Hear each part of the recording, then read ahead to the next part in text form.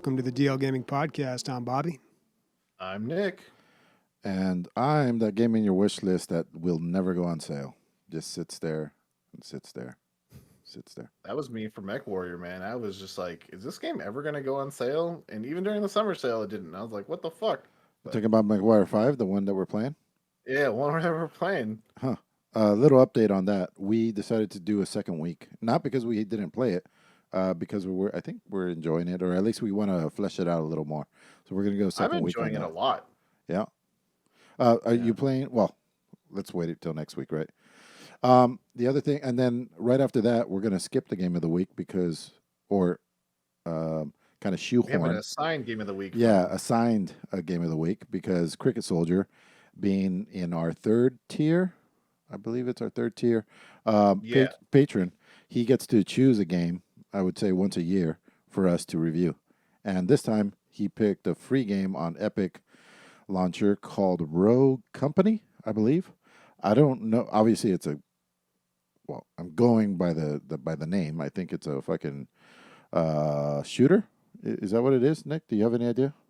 I think it's a shooter. To be honest, I do not know. Yeah. So we'll be going into that completely blind. So that will be 1 week from now. Yeah. 2 weeks from now. Just a heads up, if anyone does, do the same thing that Cricket did, you don't have to choose a free game, but we do have to play the game for quite a bit just to kind of provide a good enough response and a good enough like full review, I guess you can say. Some games we can't obviously review in a week. Like if it's Horizon Zero Dawn, it's like a 20-hour game. So, but if it's something short, then totally. Yep. Just ideas, throwing them out there. You can pick your favorite game and see what we really think about it. Or maybe something you're not sure if it's right for you. You can get 3 different perspectives. But you could find that on our Patreon, which you can find by going to our website, dlgaming.net. Right there, you can find all things DLG. And let's talk about some video games. Let's do it. Yeah. So let's move to our On the Radar section. So games that have come to our attention this week. I want to start off by bringing up Darkest Dungeon 2. So there was an article on Forbes that I was reading today, and it had quite a few details about the upcoming Darkest Dungeon 2 game. Now, just a reminder, this game is going to be coming out in 2021, early access, exclusive to the Epic Game Store. When is it? For a year. When? 2021. Oh, okay. Yeah. Just real quick, the history of Darkest Dungeon with the DLG. This game came out around the time, the first one, around the time maybe the second year we were going? 2015. So, yeah. And we loved it. I mean, we all loved it. We played the shit out of it.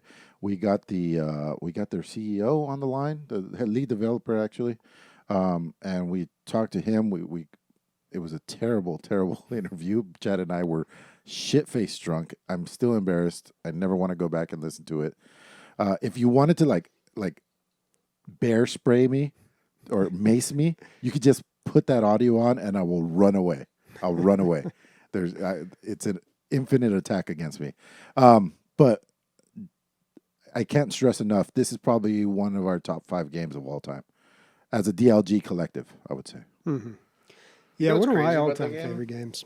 How much have you played, Nick? Quite a bit actually. But as far as like my history with it, I went to like a PlayStation conference in San Francisco about a year before I left to the military. And me and my buddy were just walking around, and the lines for everything were just so fucking long because like Battlefront just came out. For Honor was being tested there. PSVR was being tested, and like it was like a legit 30-minute wait for any game you wanted to play. Yeah. And so we saw a stand with no fucking line. We were like, oh, let's just go to that one, right? And it was Darkest Dungeon. And these dudes, like the smallest fucking stand, no sign, like maybe I think they just had like business cards. And I got to play the game for like a solid hour, and I was like, oh, this is gonna be legit, man. Like this is gonna sell pretty well, and look where we're at now. Yeah, for sure. That reminds me when I was I want to say it was E3. I was at E3 and Larian Studios was trying to promote this little game called Divinity Original Sin. They had a full area with like hay bales, and they had an artist, and he was drawing things. 0 people, guys. 0 people in the about the size of 2 of my garages, Bobby. Like, including this room, like 2 of them, and they had a white picket fence around it. Like they tried really hard.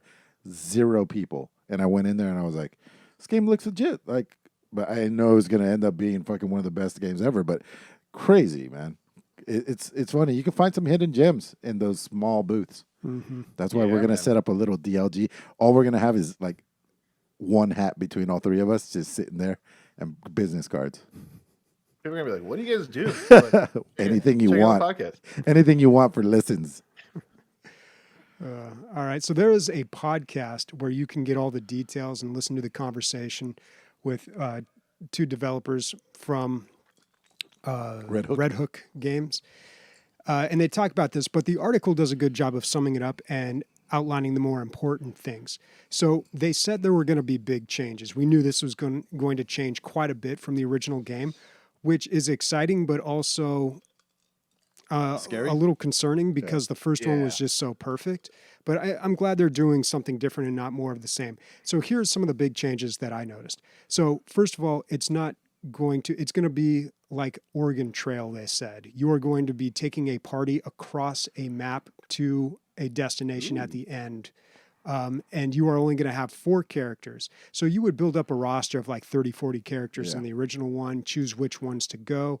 And you go to these different dungeons in different areas and progress further and further in each dungeon until you beat the boss of that area. But in this one, it's just like, nope, you're working your way across the map, but different things could happen along your way. It's procedurally generated. Sounds a little bit like FTL almost, where you're working your way left to right. I'll take that. Yeah, that sounds cool. That feels such a good game. Very quickly, though, it almost seems like the opposite. Well, strategy. The first game, you really the big pill to swallow was that your guys, you have to accept that they're expendable, and just let them die and let them go. Let them go crazy, whatever it is. You just got to let them go. Don't even name them. You can't get attached because they're gonna die. You can't spend all your resources, because that's the thing I made mistake of for like the first 6 months of playing it. Was like For 6 months. I'm not smart. Come on, let's be honest here. Mimi no smart. Mimi brain no work good. I would like try so hard to keep one of my guys alive. I'd spend so much like currency on him and shit, and nothing. Like he would always die, and I would get so mad that he would die. I would just start over. Yeah. Well, I don't know what's going to happen if you only have 4 characters. What happens if one of those characters die? Do you have to do the rest of the mission with 3? Can you pick up someone along the way?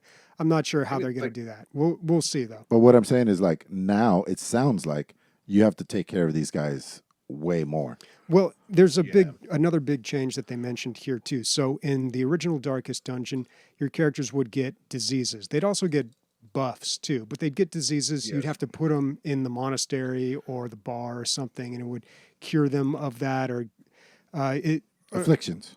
Yeah, well, you had to put them in a certain area that would get rid of the negative afflictions, but then you also had to reduce their stress by putting them in different areas as well. So this, I guess they're getting rid of that in the second game, and they're going to have a system where the heroes interact with each other, and they have... You have to manage the relationships between the characters. There was a little bit of that at the campfires, right? In the first game? Yeah, some characters would interact with each other. Yeah. Well, you could do something that would buff one character and then stress out all the other ones. Yeah. Or the characters, when they reach the stress level, they would have this breaking point and they could either go one way or the other. It could be a good or a bad thing, a trait that they would get.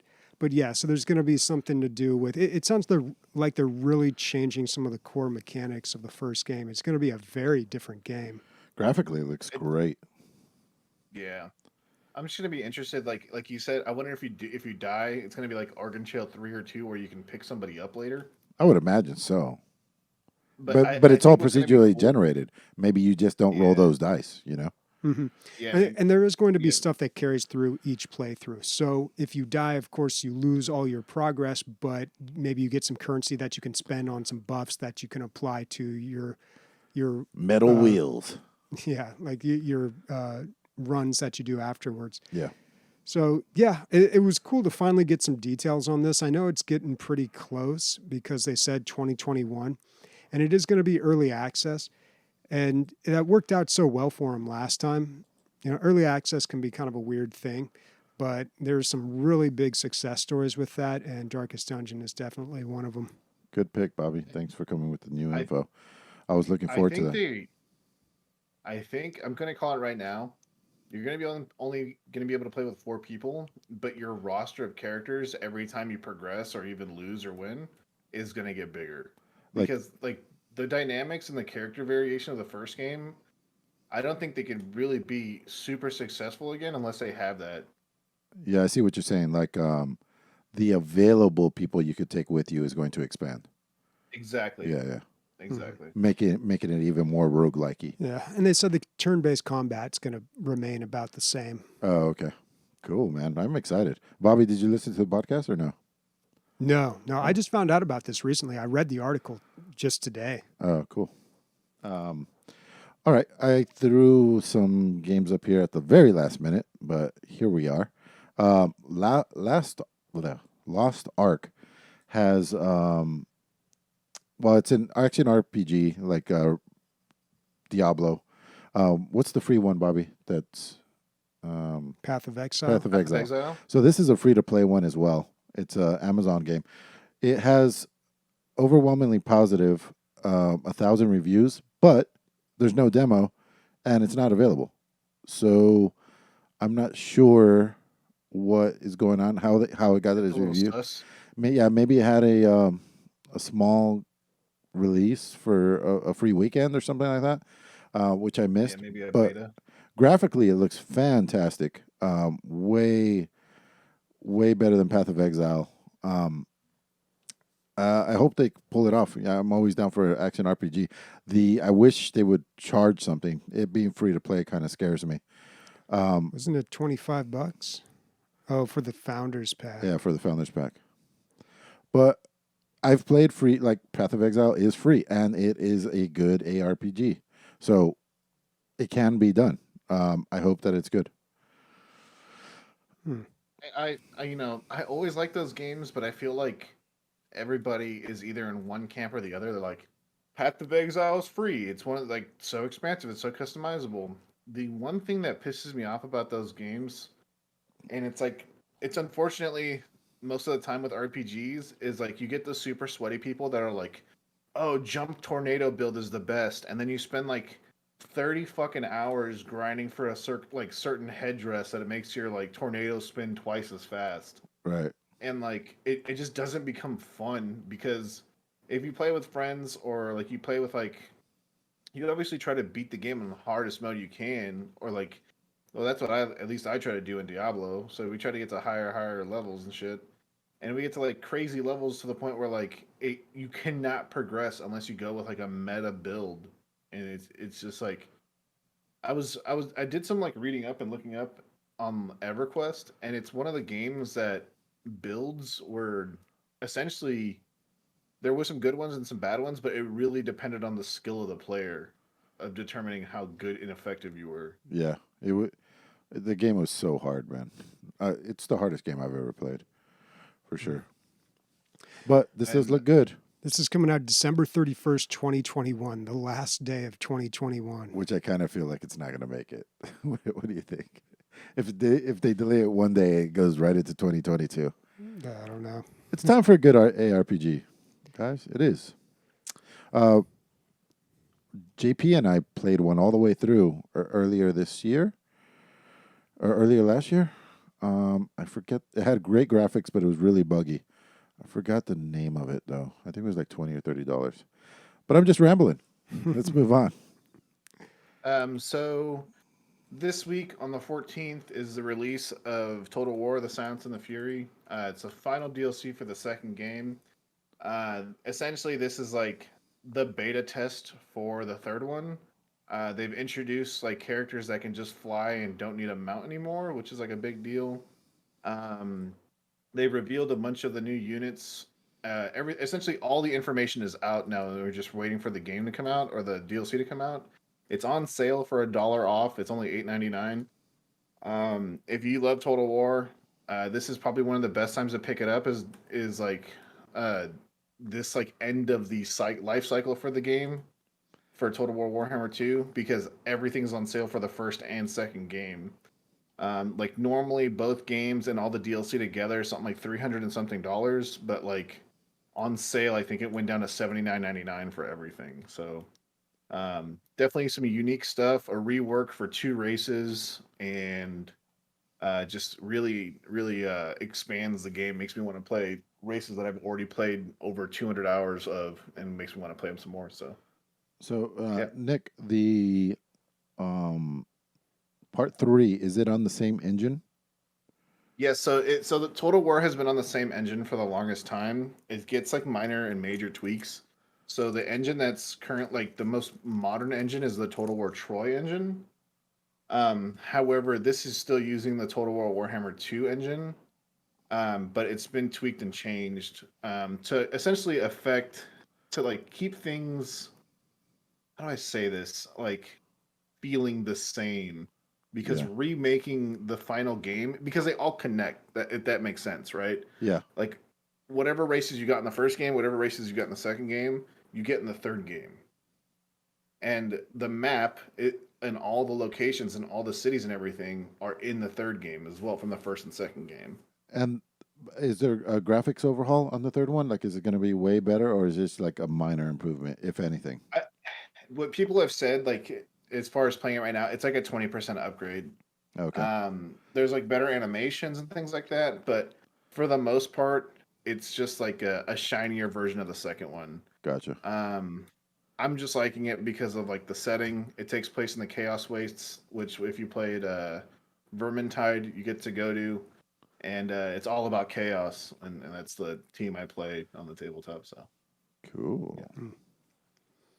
All right, July 14th. Yep. Okay. Another game I wanted to mention is called Space Punks. So this one is a looter shooter, but it is an isometric point of view. So think Diablo or Path of Exile, like that. And it's a shooter game with lots of different classes, and it's got a very Borderlands style and attitude to it. But from this angle, I don't know if I've ever seen a looter shooter from this angle like that. I don't think so either. It's almost like a twin stick really shooter weird. in a way. Yeah. Yeah. So I was kind of intrigued by this just because I haven't seen it done quite like that. But who knows? Could be good. It is not out yet. It is coming out soon, exclusive to the Epic Games Store. I don't think they have a release date yet. This looks pretty sweet. Yeah. Oh, and it's by Flying Wild Hog, excuse me. So this is the developer that made, what was that Samurai Ninja one? Oh, the remake of the old. Zekaru? No. yeah, the turn-based tactical. one. Oh. All right, guys, you're killing me. I got to look it up now. I don't know. You guys wouldn't know this game Oh, because I don't think You're not cool enough to know. I don't think these are not kind of games. Shadow Warrior. oh, Shadow Warrior. Shadow Warrior Shadow 3. Warrior. Yeah, and they also made He's another. a ninja. He's not a samurai. You threw me right off. Yeah, right yeah. off at the beginning, Bobby. Blame us. Oh, you're killing me, guys. Shooting the information. They also made a game called Hard Reset. That was an interesting first-person shooter from a while back, but it wasn't a very big game. Did they also make Blue State? Was that them too? I don't think so. Blue State was that one with the light gun, right? I don't know, but it really feels like the comedy was like right. It's the exact same thing. Mm-hmm. Over the top stuff. Yeah, so I mean, a pretty good developer there, and an interesting concept. Yeah, Could it's be so cool. funny, dude. Just changing the perspective, like the physical perspective, like where you're looking at from, can change. It changes so much about a game. Mm-hmm. Yeah. You could take exactly Borderlands, put it into this, Was basically what they did, and it might be better than Borderlands 3. You know, all you did was make it a twin stick shooter, which are inherently fucking fun. But so is headshots. Headshots are fun too. So Yeah. Have you ever seen the video of Doom, the newest Doom, when you make the camera not first person? no. So you look at Doom guy, right, and you look at these huge demons, and these huge demons, they're like 20 feet tall, and Doom guy is like 6 foot, right? Well, because everything's so fast paced, like the game is so fast paced, when you look at the gameplay, Doom guy is running like 80 miles an hour. Oh really? Like he's like jumping around like 30, 40 feet. Like if we can bring up like a YouTube link of just like Doom 2016 or Doom Eternal, not FPS, it is hilarious because he's just like jumping around and he's like super fucking fast. Because the environment, right? Yeah, because exactly, the engine obviously they want Doom to be a certain pace, but the thing is the ratios of like how big people are. There he is. But he's like super fucking fast. Yeah, his legs are fucking going, dude. They have fucking Yeah. blur. They have a blur effect on them.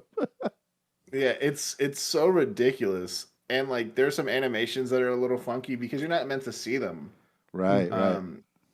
And it's like if you ever look at Call of Duty 4, when your character shoots, everyone looks like it's shooting from like the gun itself, but the engine is shooting from your chin. Oh, Yeah, like your character, the bottom of your character's head, and so it's all that kind of shit. Like when you're not supposed to see it, it's so funny. Like when you're talking about changing angles and shit. I'm surprised he even has legs. Like, why they even put legs in there? Why isn't it just a floating torso? Well, imagine for multiplayer, you got to have that. Oh yeah, good call.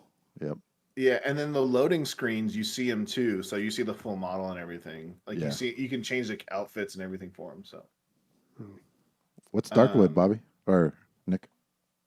so speaking of isometric games, this is a game from 2017. And on the radar is not necessarily for new games; it's just games that we hear about or discover.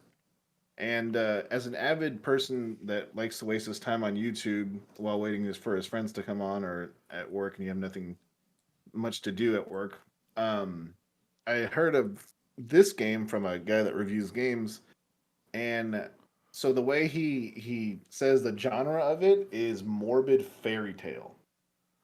Okay, It looks creepy. none of the man. characters have names; they just have like what is it called? Like when you're an actor. Oh, like they're all roles in a play. Okay. So you play as the stranger, and you're a extremely disfigured person. This takes place in Poland, and it's got great reviews. It's at 97% for recent, and then all reviews it's at 94%. This is a game that is a horror game, but it doesn't really have jump scares. It's a game where you survive day and night cycles.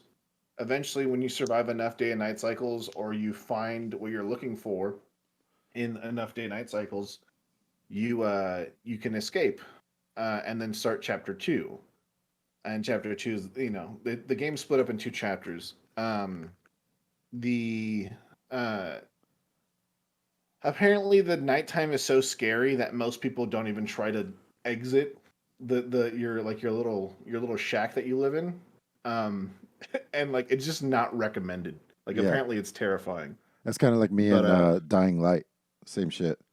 Yeah, Like, I'm not going out there. Fuck that, dude. There's a bed right here. Why would I go out there? exactly. Nick, I might have this. I think I played it for like 10 minutes. So check my if we have Steam Share, you might be able to play it off of there. Yeah, I feel like we've talked about definitely gonna this check game. it out. Yeah. Yeah, Like in the I'm first definitely like gonna check it out. in the first few minutes, I had to like kill a dog that was suffering. It was bad. Yeah, The game that I was talking about very- earlier, the ARPG, JD came through. It's Wolson. That's a pretty good ARPG if you're looking for one. Oh yeah, Wilson. Yep. Kind of janky, but overall a good time. I mean, we finished it, so that's saying something. Awesome. What's underwater space, Bobby? Underwater Space is just a game that I thought looked cool. There's not really much else to it. This game is not out yet, although if you look on Steam, they do have a page up, and it's just an underwater game that looks a little bit like Subnautica in a way, except it's not.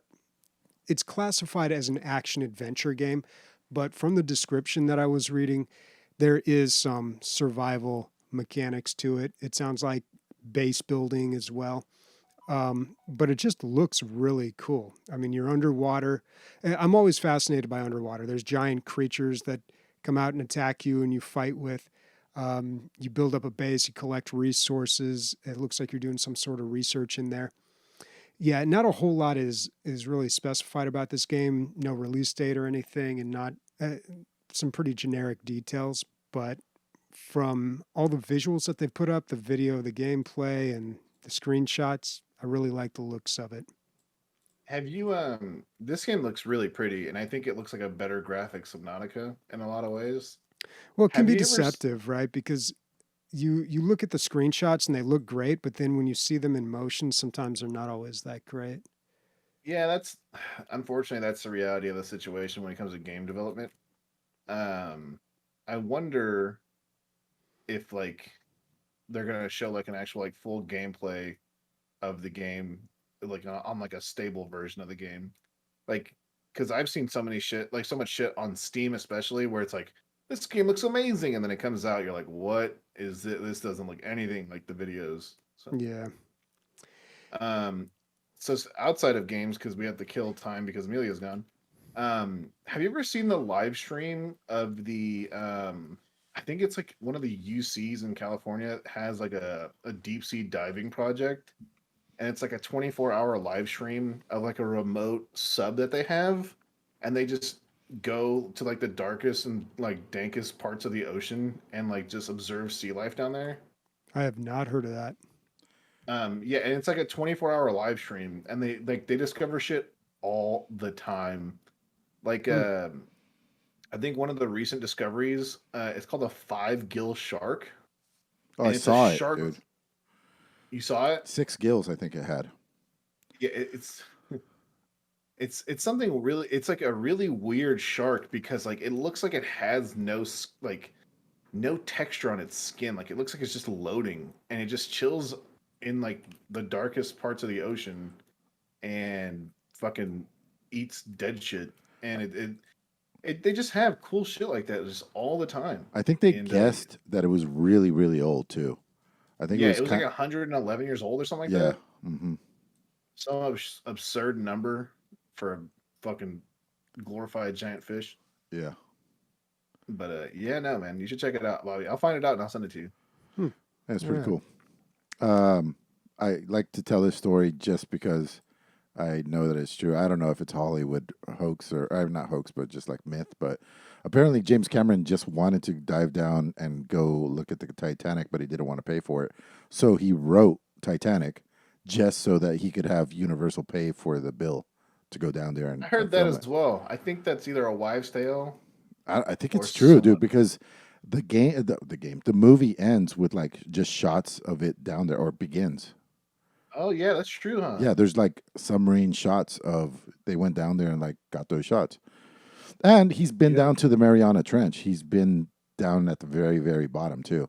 He's like, really, and he also wrote The Abyss and directed it, right? So he's like way into sea life and shit. Yeah. I The mean, they said he mysteries. went down to like super far again and spent a shit ton of time down there for Avatar. But that whole thing, I don't know if you heard about it like 2 weeks ago, what they said about the Avatar series. I heard that 2 and 3 are in the can. They're just editing at this point, right? Yes, so he wants to make 5 to 7 movies, but apparently, whatever production company it is doesn't want to pay for it. Mm. So one of the movies is being replaced by a game, What?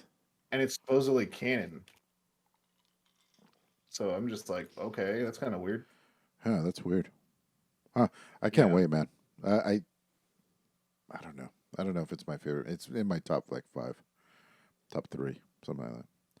I have Gladiator Guild Manager. I keep trying to get. This is like the third game. If I try this game out, there's a demo actually. I'm gonna give it a shot. Where you have a stable of gladiators, you manage them, and you put them in fights, and hopefully it's not like Darkest Dungeon where you just literally feed them to the lions and try to make money that way. But you bring them up, you level them up, you get gear, spend the money, all that stuff. And I've always thought the concept of this is fucking sweet. Somebody bought me one.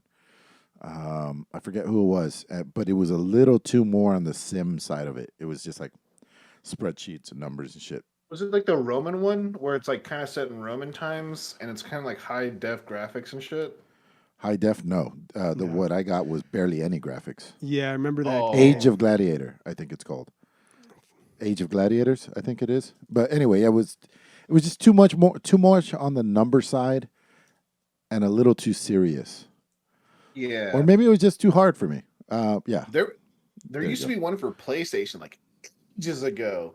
And I was, when you're dumb and a kid and you go to like the rent a game fucking area in like your local Blockbuster, I saw this game. I'm like, oh, cool, you can be a gladiator, and it was a fucking gladiator like game where like exactly like this, where like you keep a stable of gladiators, and then you could fight in the arena, and then you would play in third person, and you could only control some of their actions, and it was just really weird.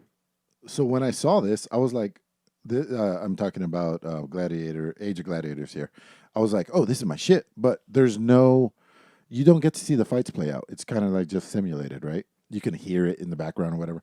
And this, there's actually like a gladiator arena, and you could pitch them, and they're like little cartoon bitmen, and you can watch it play out. I don't know if you can take control of one of the guys, but I almost don't want to. I feel like I would affect it Yeah. I just want to watch him play out. This is kind of like... You never had any interest in that boxing game that was like this? Like a sim management boxing game? No, the one that you liked a lot, right? Mm-hmm. Punch Fight Club. Night has a sim mode Punch too, Club. but they ain't never gonna make one of those. What? I said Fight Night. Remember Fight Night on PlayStation? No. It was like the most popular boxing game made by EA. Like they had all the real boxers and everything. I just remember that one on Sega Saturn with Afro Thunder. What was that one? That's the only boxing game I ever really played. Well, oh, Mike Tyson. Tyson's Punch. Yeah. That's. This looks like it's going to be the nice mix of action and the business side of it. So, well, based on the graphics, which are very cartoonish, I would assume this is going to be a little easier to understand. Yeah. A little more accessible. I mean, the other one, dude, it was like upkeep costs, food, medicine, repairs, or like repairing the people afterwards. Ancient Roman medicine. Yeah, downtime because like they have to heal up, so you got to put in other people, and it's just numbers. It's just like a bunch of. Mm-hmm. It was too deep for Emilio. But hopefully this is the one. This is the one. I have high hopes. All right. Yeah. Hopefully. All right, well, let's talk about the games that we've been playing here. I just really wanted to touch on Battlefront 2 because I've been playing more of the single player, and I'm actually getting very close to beating it. And I think I'm able to articulate why the single player is no good. It really isn't good, man. So what they do in the single player, I've played a lot of it now, so I can definitively state this. You go into each map, and it really doesn't matter what guns you take or what character you're playing. There's no progression through the single player. It's just they'll take you to one area and they say, okay, you're playing as Lando Calrissian for this one. You'll use all his abilities or whatever, but it's not like you unlock something and then you become stronger in the next mission. No, the next mission, you're back to playing Iden Versio. And you can choose which weapons you want to use or which cards, but it doesn't make much of a difference because all you're doing is just shooting people in the head. And then the mission after that, you're playing as Luke Skywalker with the lightsaber, which is kind of cool. But it's almost like it's sampling you. I feel like it's one big tutorial because now that I've played through most of the single player, I've really played a lot of the different characters and I've gotten used to how they work. But there's no like through line. There is a decent story to it all. The story's not bad, but you can, the story is always secondary, right? Like we're more concerned with, is the game itself fun? Yeah. If the game's not fun and the story's good, who cares? What's the fun factor, Bobby? In the single player, like zero, man. Like it's not really fun at all. It's a great way to get introduced to all the different characters, but you could do that in the battle scenarios or just playing multiplayer or co-op mode. Would you say that they should have released this without the single player? Do you think it hurt more than helped, or No, I think it was fine. The thing is, the single player, which has a decent story but shitty gameplay, it doesn't matter because the whole controversy with the loot boxes just surrounded this game. Like that's what this game was about. So I thought, now that the dust is settled, let's discover the single player. Maybe there's something good there that was overlooked because everyone was so concerned about everything else, the loot boxes. But there wasn't. It's not good. It's not Jedi Fallen Order. If you want a good, the more I play it, the more I want to play Jedi Fallen Order again. I made it 60 to 70% of the way through Fallen Order and never beat it. people keep saying how good it is too? It came up again on our Discord server. Yeah. And I've never played it either. I want to play. I mean, I played a tiny bit of it. I didn't actually do the full playthrough. Well, sometimes people compare it to Dark Souls because it's got that open area and you basically have like campfires where you can rest at and save, but it's not nearly as hard. But what's great about that is, and I haven't played Rogue Squadron either, which I want to check out. But those games, they have you start off at the beginning of the game and then you build up your powers and you get more abilities and you unlock things and you feel like you're accomplishing stuff. So by the time you get to the late game, especially in Fallen Order, great boss fights in that. The saber duels were great. But by the time you get to the end of the game, you feel like, you've been working on something. You're going somewhere. But God, Battlefront 2, the single player is just so like... I don't know. There's none of that at all. There's no progression. To be fair, it wasn't their main goal. It was just kind of something tacked on so they could say that there was a first person. Yeah, I guess they had to put it there, but they could have done a lot more with it. I feel like they could have done some really cool stuff with it, but then it would have been a different game. Here's the crazy thing too.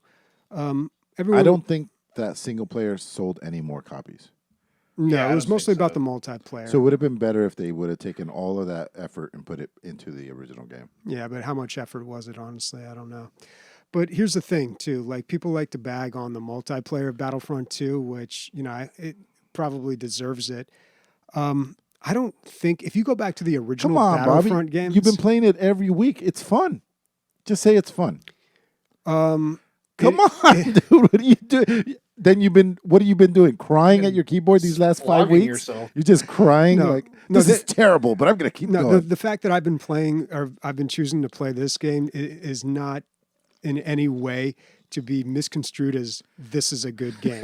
Because what's been happening, dude, is I'm trying to cram a semester's worth of chemistry in my brain within 2 months. I'm spending literally 5 hours a day or more on chemistry. And like at the end of the days, my brain, I get the headaches where it feels like there's a band around your head and it's squeezing. Like you feel it from every angle. It's kind of weird. It doesn't hurt that much. I feel like it's my brain growing. Yeah, like my brain is getting so big it's trying to burst out of my head. And the only way I can alleviate that is to do something so mindless that it doesn't revolve any wheels turning. Yeah. And apparently Battlefront 2 is like the perfect painkiller. It's a remedy. Yeah. Okay, yeah. so if you've got like 6 brain cells that you're working on, then yes, check out Battlefront 2. Perfect. So let me catch everybody up. Bobby he's not recommending this game. What he's saying is, if your brain hurts from thinking, play this, and it will alleviate the busyness in your head. Yeah, I mean, because the last thing I want to do at the end of my day is play a game that requires me to read or learn or figure something out. Like, no, I want to click on buttons and watch head explode. That's it. But eloquent. But yeah, the single player it sucks. But here's the thing that I was saying. Like, so we rag on Battlefront 2, not a great game, but were the original Battlefront games any better? I don't think so. Yes. I remember. Yes. I remember when I didn't play them, but I remember that it had a super strong following. They were huge. Yeah. But of course, this is back in 2003 and 2005. Right. I think these games came out. But recently, Battlefront 2 came back to Steam, and a lot of people started playing it again, playing the multiplayer. And I jumped in there, and I played a little bit of Battlefront back when they came out 15, 20 years ago. And back then, maybe it was cool, but by today's standards, it's almost exactly the same as the new Battlefront 2. Like, it's just kind of mindless, jump in there, shoot at a bunch of people, die sometimes, respawn. It's all about putting you in the universe. Think about Yeah, I mean, that's the other thing too. It's Star Wars, man. Like, I love Star Wars, so just being in the environment is always cool for me. think about the average person in a Star Wars movie. Most of them get shot, dude. They they have 2 seconds. They go pew pew, and then so it's like accurate. Like you're just a regular dude. You'd probably be one of the guys at the computers on the bridge, probably until the bridge gets raided, and then you wouldn't even pull out a pistol. You'd be done. And then me, I'd probably be like, a grunt. I just get my head shot off before I killed anybody. That would be my Star Wars story, dude. My saga would be I pop up from my fucking foxhole, get a laser through the forehead, and that was it. That's it. Yep. I didn't even see a Jedi. That's your story. That's it. That's the end of my Jedi. I don't know. If somebody, Nick, you said the old Battlefronts were better. So did you play a lot of the old Battlefronts? Yeah, I used to play the shit out of them. And were they really that much better than the current one? They were better, but not like revolutionary better. I think that for the time they were better, because look at what you were up against at that time. There wasn't really a lot of... Exactly. Yeah. I think another thing is that like the reason why it's better, like a lot of people, the reason why this one got a lot of hate is obviously like the loot boxes, right? Mm-hmm. Everyone know like loot boxes, and especially the pay to win loot boxes. Like your grenade has a bigger explosion, and the time to explode is quicker. And well, they had the card system there where you can get levels. You upgrade your cards, and they give you they improve abilities that you have. Yeah, the loot box system was a huge problem, and that it was a definitive. I mean, we'll look back on this game as the moment where things were different, because that was like if it could have gone one way or the other. We could have had every AAA game doing that loot box mobile game microtransaction bullshit. But it's when people said no. Yeah, they said drew enough. a line in the sand and said, nope, we're not doing this. Yep. And things have kind of corrected since then. They've been a lot better. A lot better, yeah. Not in the mobile world. Not in the mobile world, but in the AAA. So your indies are rarely like that. You know, you're safe there. But in the AAA, like we could have, in an alternate reality where people didn't put their foot down, like we could be living in a world where AAA looks very different. Yeah, absolutely. I remember when Fallen Order came out, they were like, as a feature, no mini transactions or microtransactions. No microtransactions. Yeah, that became like a footnote in like the promotional material for games, like no microtransactions. It's something that they would advertise because people were just so sick of that. Absolutely.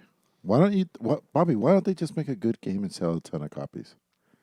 Well, they're doing that. They made Rogue Squadron. They made Fallen Order. Facetious. I got to play those games. I got to finish Fallen Order, and I really do want to check out Rogue Squadron. How are you going to play Fallen Order? I don't know. See, that's the problem. I'd have to start it all over again because the last time I played it off of your account. I don't know what the status of my EA account is. I still have to look that up. Yeah. Every time you talk about this, I'm like, fucking, yeah, it's fun. I want to, like the Wave Survival, 2-player co-op Wave Survival. Have you played that, Bobby? In Star Wars Battlefront? Yeah, Battlefront. No. It was the first thing that came out when there was kind of like you can do that. There's a bunch of shit, dude.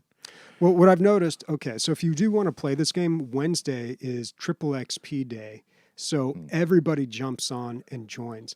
If you play that game any other day, it's really hard to get into any match other than Supremacy, which is like the default 40 versus 40, or the co-op, or maybe Heroes versus Villains, which is the 4v4. But you can't get into the Starfighter matches. You can't get into Ewok Hunt. You can't get into like all the other play modes because just nobody's playing them. Ewok Hunt sounds terrible, dude. You're fucking hunting them down? I don't know. I haven't played it. You slaughter Ewoks by the dozen. It's so funny if you look at our highlights, which is the things that we played this week. It's all just the shit that we play. Nick, I probably all of my gaming time that wasn't into Mech Warrior. Mech Warrior 5. Everything that wasn't that was Binding of Isaac this week. I am Oh, really? Tell me if you have this. I'm gonna be so impressed. Tell me you've beaten Greedier with the Lost. The Lost? Is that the one that only gets 1 health? He gets 0 health. He has no hearts. 0 health, yeah. The little No, the I little have ghost. not. Okay. I am obsessed with getting it done, dude. But you know how Probably like you know how you get a little probably get it done negative. now. Now that you mention it, All right, I'll try to get it all done. right. I'll erase. No, because we're gonna ruin the podcast if we're trying to do this. You know the thing that says like negative how many runs you haven't beat the game with. Mm-hmm. You know what I'm talking about? I'm at like Yeah. negative 240 right now. Oh shit, dude! Yeah. Are you serious? Well, I restart a lot. If I don't get a good start at the beginning, it's impossible. So, yeah, that's especially with the Lost. Yeah, the you have Lost to get is- some like denying items for the Lost. yeah, it's crazy, man. But I want to get it done, and I find it. I am obsessed. I'm obsessed right now with getting that done. And I tell myself I'm only going to do like 3 tries, and then it ends up being like 30 tries. Anyway, what have you been doing with Binding of Isaac? So I mean, I'm not playing Repentance, which is unfortunate. Why not? Like I want to, because it's not out for PlayStation 5, and all my save and everything is on PlayStation 5. Is it coming to PlayStation 5? Yeah, in September. Oh, okay. Which is annoying, but so me and Leslie like to play games together. There are some games that I won't play, and there's some games I will play like with her.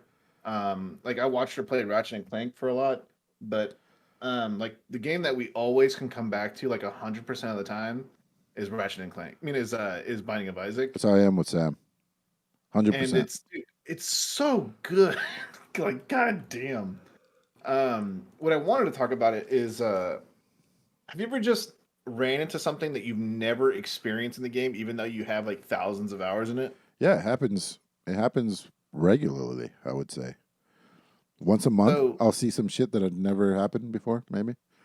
Have you ever been to the error room? Yeah, oh yeah, a bunch of times. But not just the normal error room, but the error room where it has the main developer in the middle. Yeah. And then it has the black market in it as well. The black market? Yeah. What do you Have you ever been to the black market? Yeah, what's the currency in there? I've been there like twice. Hearts? Okay. Yeah, I've been there like maybe once. Yeah, I've been there though. I was looking it up. The chances of that happening is like impossible. And Leslie fell asleep. We were playing and I was playing as Lazarus. And I was like, what the, like, there's no way that this is even possible. And yeah, I looked it up and like the chances of those like random events occurring at the same time is like bar none. Damn. Yep, it's a great fucking game. I've been screaming about this game for the last 8 years. It's good. And a lot of people, they play it and they're like, they try to beat mom. And that's the whole game for them. Just every once in a while, they try to beat mom. And that's it. And there's how much is there after mom, or Nick? Like, so like mom becomes repetitive. Oh, for the first time in over like 250 playthroughs, I died to mom. Huh. It does happen if you get there weak. It could happen. No, I had like 8 fucking health. What happened? Like 8 hearts. I just don't know. I don't know if like it was just rust or something, but it was bad. Yeah, she's easy. I mean, she's easy now. But if you're a first-time player or even in your first month or two, she seems impossible. But now I rarely get hit when I'm playing her. All right. Yeah. Yep. Binding of Isaac's good. Moving on. Bobby, should we talk? Yeah, let's talk about... Let's hear about this shit. The Street Fighter miniature game. So, thank you so much, John, for picking this up for me. It is maybe one of the most thoughtful gifts I've ever received, honestly. Because he asked me, he's like, Do you want me to tell you? He wanted to tell me the entire time what it was because it was going to get there after he left. Unfortunately, the timing didn't work out. And so he's like, "Do you want me to tell you? Do you want me to tell you?" I was like, "No, no, no." And then finally, I was like, "All right, he's not going to be here when I open it, so might as well tell me." And so he's like, "What game did you play in the arcade the most?" And I was like, "Street Fighter." He's like, "What else did you play?" And I was like not a lot more, dude. Like maybe Teenage Mutant Ninja Turtles, like the 4-player stuff. It was Street Fighter. That's what I played. That's all I played. Because I thought he was fishing for something else other than Street Fighter. I was like, shit, I hope he didn't buy like Streets of Rage or of some sort. And like, that's what, because Mortal Kombat. I didn't Yeah. want this. yeah. But eventually he was like, okay, this is what I got you. And I was like, oh, sounds cool. What showed up like was so much better than what I was expecting. I don't know what he paid, but everything from the ground up when you take this apart is quality. Every single thing you touch, everything from the cards to the figurines to the models to the play sets to the every single thing is like quality. There's nothing where you're like, oh, this is cheap. And I always look for that for some reason. I don't know. I'm always looking for like where they cut corners and stuff like that. No cutting corners. Yeah. I gotta guess that this thing was at least $100 for the core set, and then he got me the expansion pack as well. So it's very good. So it's also a game. Let's get to that part. It's complicated, Bobby. Mm-hmm. Yeah. So it's a tabletop game with cards and miniatures, and you're simulating the Street Fighter fights. And you can do 1v1, you can do up to 6 players, though. You can have a whole brawl. We just played a very short game that we didn't even finish. That was 1v1, just to get an idea of it. I played as Ryu, you played as Zangief. And the characters, they have their own individual decks that really cater towards the character's play style. So with Ryu, he had a lot of ranged combos. What I was surprised about this game, I shouldn't have been surprised by it, but what did surprise me was that we really acted out a lot of the situations that happens in the actual video games. It was incredible. Once I realized that's what was happening, I was like, oh shit, what we're doing right now is fighting over the corner, which is huge in Street Fighter. When you're in the corner, it's a huge disadvantage. So Bobby pushed me into a wall, and then I walked around him and pushed him into the wall. And Zangief really goes, his whole thing, it seems like to me, is doing that, pushing him into tables, pushing people around, moving them around, jostle them around, throws and stuff like that. So, so that's what I did. Poor Ryu, dude. I was ragdolling him all over the walls, pushing him into the walls, pushing him into tables, all kinds of shit. I was like, Bobby, I'm fucking you up. And then at a certain point, he's like, all right, I really need to like focus on getting away from you. So he got like 5 spaces away from me, and I could only move 2 spaces on regularly. And he just unloaded. He did I thought you could I did what Ryu's often do in the video games. I stood way far back and I just kept throwing fireballs. Yep, but he comboed them, so I couldn't block. Well, I can try to block, but they just kept landing. So he did a 4-hit combo of fireballs, but I was up against the wall, so I'm taking the fireball damage, and I'm also getting hit by the wall that he's pushing me into because each of his fireball has knockback. So I was like, shit, I'm fucked up in the corner. And then I think after that, I like did a rage. And so I ran 5 spaces over to him and pushed him into a table. And that's where we're at right now. So something like that. Mm-hmm. Yeah. So it really did feel like we were acting out what actual fights in the video game are like. So the characters are really well designed. This game was a lot more complicated than I thought it would be. So we pulled out the rule book, very big, very well illustrated rule book, and there kept on being things where we weren't sure of, and we'd search all over, couldn't really find the answer to it. So I think we may need to look at YouTube. There's some pretty quick videos that outline just the basics of this. but there is a lot. So when you attack somebody, It's hidden. the card is face down. You don't know what it's going to be. And then the character who's defending, they can decide if they want to block, counterattack, or play an event. And then all sorts of things can happen from there, depending on what you do. And there's a lot of strategy to it as well. So you can bait attacks. You can pretend like you're going to attack, but it turns out to be a bait. And you can call, like you can bait the bait. And there's all sorts of things you can do with this. It's very, very strategic. Yeah. And there's a lot of event cards that a lot of the characters share, like they have the same ones, but then there's specific ones to that character. And then of course they have their big special power moves. They've got like in the whole deck, I think there's like two power moves, and then the one that's on their player card that's like the big one. So you're constantly building up your meters, trying to build that up so you can land that big powerful attack. So so you have a game board, you have miniatures, you have little things like tables, chicken coops. What's funny is like if you push somebody into a chicken coop, the kid's chicken coop gets destroyed, and so it's out of the game, but the tables stay. So you can really you can literally put them in a corner where they can't go right or left, or it's harder for them to move. If you get them in an actual corner. We were playing in an alleyway. We're in I thought this was so great.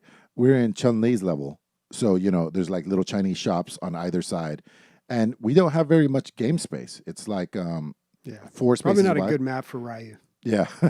It was definitely good for me, dude. Chicken Zangief. I was ragdolling. He's down to like 6 health right now. I think I was at 7 or 8 health. You From were at 25. Yeah, from 25. And then you started with 27 health, but I think you were down to 12. Yeah, something like that. He comboed this shit. He did like 14 points in one level. And if you think about how that goes in a Street Fighter match, Ryu's trying to jump away. He's trying to move away. He's throwing fireballs. I'm doing everything I can to keep up with him. That's what we did. And then Ryu will build up a meter, and then hopefully he unleashes a big attack, and that's how he can mitigate some of Zang. It just played out like the game, and it's so good. I can't wait to keep playing and play with more people. It is a lot more competitive than I thought it would be too. So a lot of strategy and very competitive, not very casual. Like it's a real. I can imagine what this would be like with more players.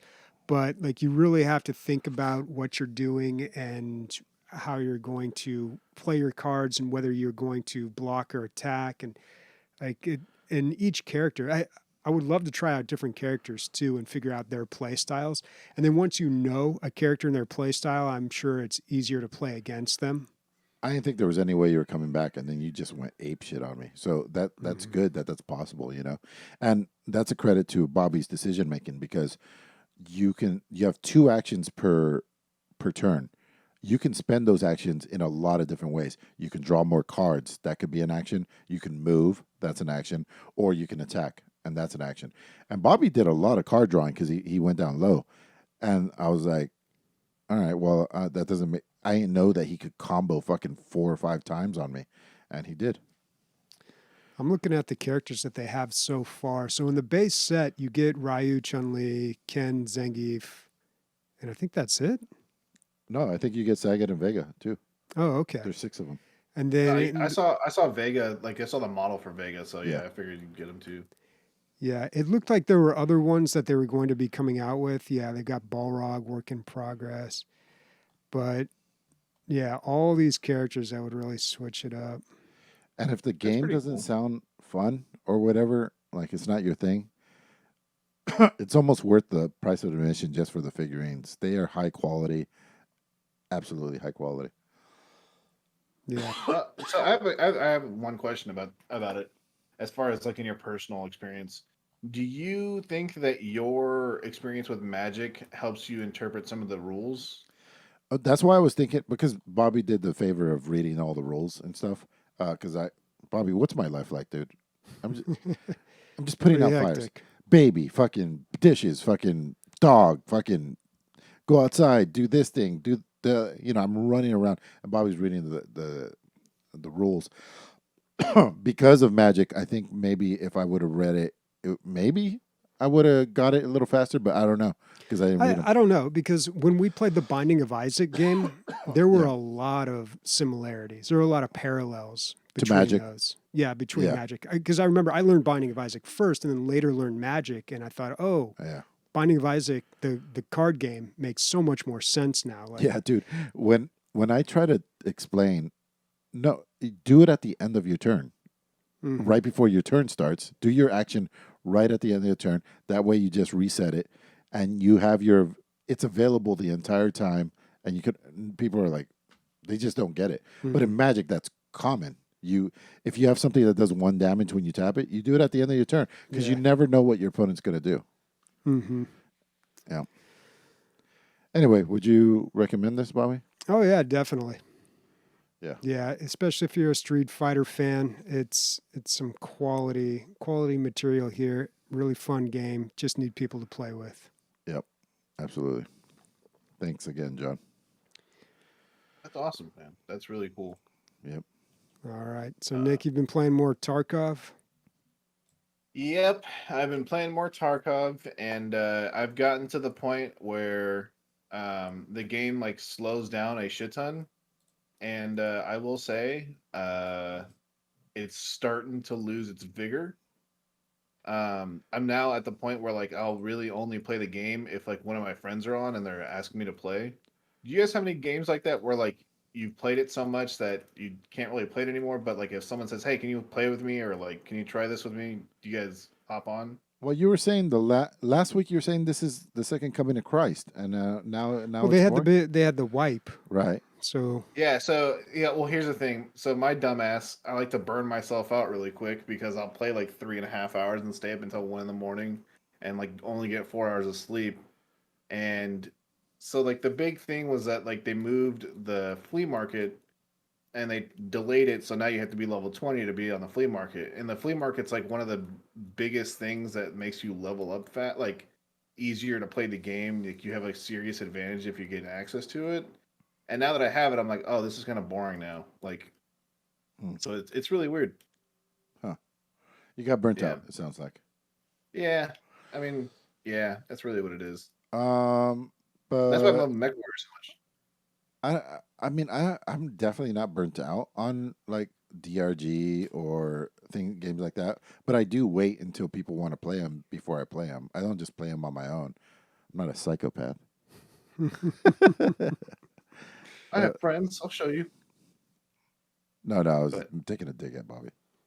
Oh, But he has to. Oh. You have to play with randos in order to get high skill ceiling players, right? You can't do. Nobody on the DLG is like high as you are. what, in Deep Rock Galactic?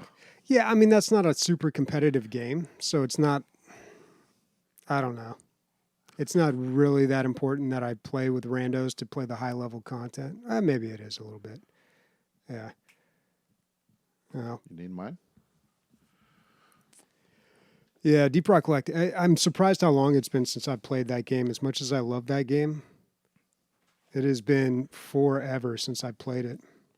So, did we end up getting any listener questions? I don't think so. I'm checking right now. Yeah, this could be the 1 week we don't have any listener questions. Okay, let me talk a little bit about DLG Con. All right. This would be the third one that we do. It's going to be the third one that we do. It's a little get together that we do amongst our listeners. They're usually not that big, 10 to 15 people. This year, it's going to be in Las Vegas. Cricket Soldier is doing a lot of the groundwork for me, for us, and he's helping us out. He put up he said that, things are becoming unavailable and other things are becoming available. And so, new houses are always popping up. But we're working on it. Roughly, it would be the first weekend of November if you want to come meet Bobby and I, not Nick because he sucks. And, spend the weekend with us. A lot of game playing, a lot of like tabletop game playing, a lot of video game playing, like couch co-op stuff. We always get a pool, a lot of alcohol, food. JP Diddy will be on the 1s and 2s when it comes to the cooking. And, yeah, it's always a good time. We've never had a bad one. We are 2 for 2. So if any of that sounds awesome to you, head to dlgaming.net and get to our Discord and get to DLG Con Planning. That's where you want to go. Also, stop by our Patreon and look at those things. Yeah, don't forget, like we mentioned earlier in the podcast, that if there is a game you want us to review, if you're a 3rd tier member on our Patreon, we'll review it. It'll be more of an in-depth review than the game of the week, and most likely it'll replace the game of the week for that week. So yeah, and you could do it you could go to the 3rd tier for 1 month and then pop back down to $10 tier. Just to reiterate what you get at the different tiers. I'm probably going to mess all this up, but at $5 you get the green name in our Discord, which comes with a few more privileges than just randos. What else do you get with the $5 tier? We kind of packed the $5 tier. That's where we wanted everybody. $10 tier, you get a T-shirt once a year that you get to choose, and then so here we go. Promoted live roll. Oh yeah, you can promote whatever you do when you're playing on Discord. If you're streaming, you could just put whatever you're streaming, and people could just click straight onto that. Access to movies on the DL. Well, yeah, we're gonna update that. We're gonna have to update this. That's the other thing I want to plug. Movies on the DL. Go check that out. They can find it at dlgaming.net, right, Bobby? Do we know? Not really, no. Yeah, we haven't really added that to our webpage yet. Maybe we really should. Okay, anywhere you can get podcasts, look up DL Gaming. Movies on the DL. Movies on the DL. Wherever podcasts are found. Yep, and that's been growing great. I think every month we're getting like 20% increase from what I saw. Yeah, so that's pretty cool. Listeners there. It's that one's bi-weekly, so one every 2 weeks. But yeah, we do that so we don't have to talk about movies on this podcast anymore. Yeah, pretty much. So if you want the movie talk, it's over there. You get access to exclusive coverage of DLG events. I think that's more Discord access to different pages. Priority given to call in and listener questions, stuff like that. And entry into the High Score Hall of Fame, which is on our website. I haven't shielded out like this in a while, but we're out of stuff to talk about, Bobby. Well, what's everybody playing next week? We're going to be talking about Mercenaries 5, or Mech Warrior 5 Mercenaries. Yep. And, God, other than that, I don't know. I keep saying this. I want to get back into Darkest Dungeon, but I know that's not going to happen, right?